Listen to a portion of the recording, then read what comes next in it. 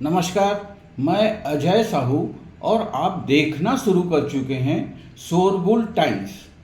महिला आरक्षण, हक, हकीकत और चुनौतियाँ।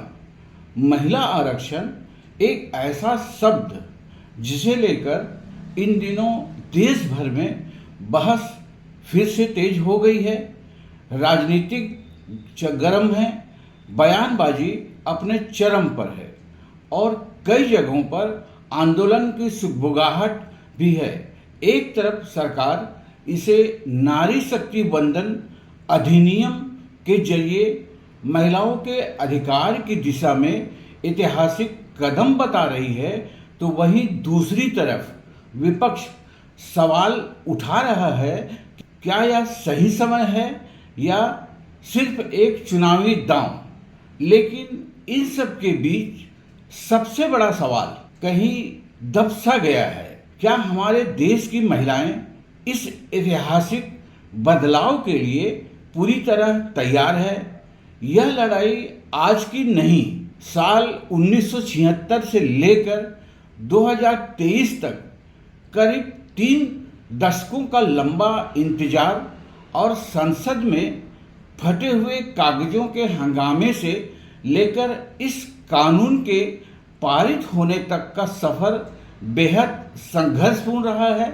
यह महज एक बिल नहीं, बल्कि आधी आज़ादी के उस हक की हुंकार है जो दशकों तक सत्ता के गलियारों में अनसुनी कर दी गई थी। अगर हम पीछे मुड़कर देखें तो राजनीति में महिलाओं की भागीदारी हमेशा सीमित रही है।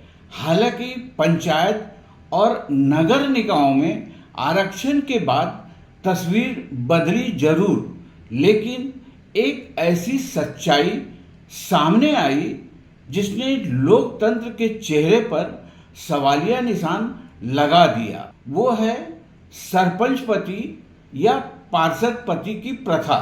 यानी कुर्सी पर नाम महिलाओं का है, लेकिन फैसले उनके पति या परिवार का कोई पुरुष ले रहा है।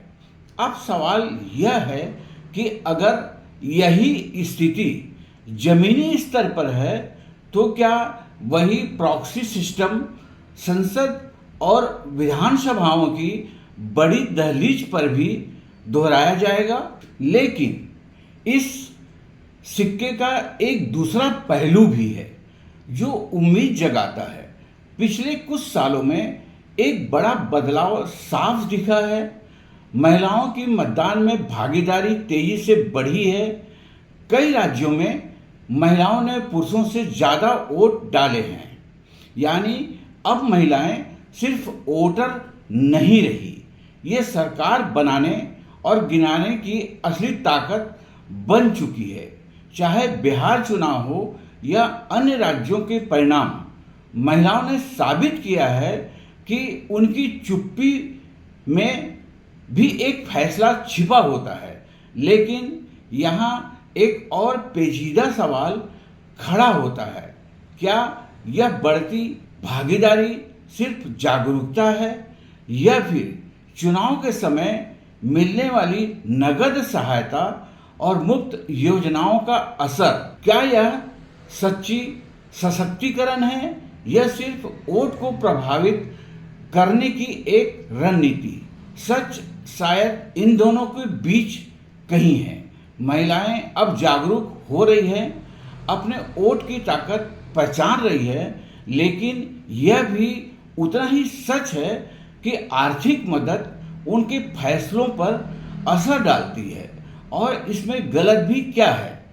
जब घर की जिम्मेदारियां उन्हीं के कंधों पर है तो जो उनके जीवन को सीधा प्रभावित करेगा यही उनके वोट का आधार भी बनेगा।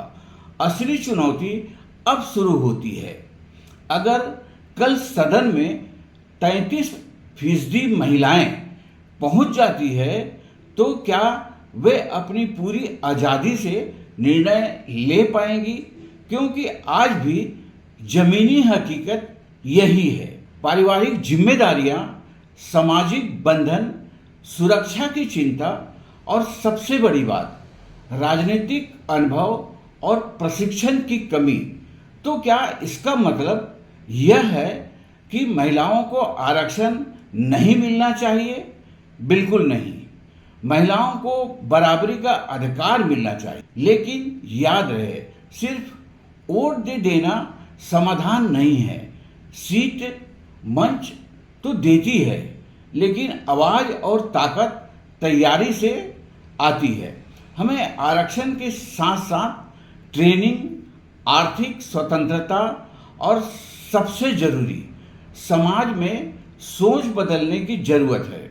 अगर आज भी सरपंच पति दिख रहे हैं तो समस्या महिलाओं में नहीं, उस पुरुषवादी सोच में है जो उन्हें आगे बढ़ने से रोक रही है। अंत में एक सीधी सी बात, महिलाओं को सिर्फ आरक्षण नहीं, अवसर की बराबरी चाहिए।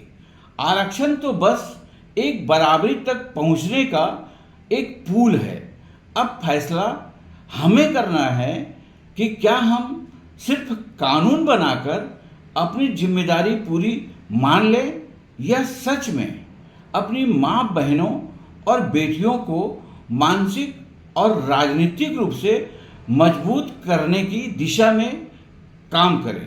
दोस्तों, यह रिपोर्ट आपको पसंद आई हो तो प्लीज़ इस वीडियो को लाइक और कमेंट्स करते हुए हमारे चैनल शोरगुल टाइम्स को सब्सक्राइब जरूर करें। नमस्कार, धन्यवाद।